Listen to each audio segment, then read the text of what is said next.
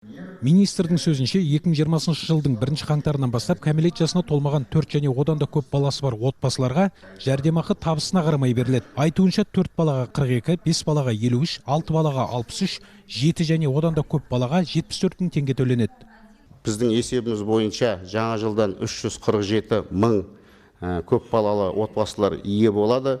Оның мөлшері де дифференциалды түрде 42 мың жарым теңгеден 74 мың теңгеге дейін болатын. Заң бойынша бала саны 7-ден асса, ол шаңыраққа да 74 мың теңге төленеді. Осы орайда депутаттар министрден неге 7 баладан кейін жәрдемақы өспейді деп сұрады. Сіздер мақұлдаған заң жобасында 7 баламен шектеледі. 8, 9, 10, 15 балаға дейін әр балаға бөлек 10.600-ден қосуға даярмыз. Есептерін бәрін жасап, егер сіздер қолдасаңыздар, біз соны енгізерміз. Министр студенттердің шәкіртақысында отбасы табысына қоса есептеуді жоспарлап отырғандарын айтты.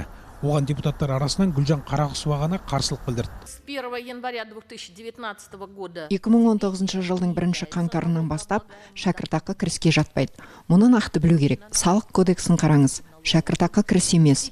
Бұл студентті ынталандыру. это стимулирование обучения студентов.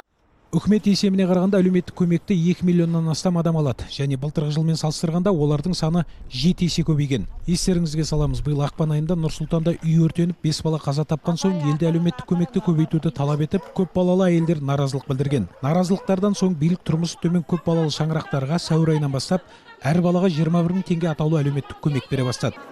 Өркен Жаймерген, Тимур Айтмұхамбет, Азат Ньюс.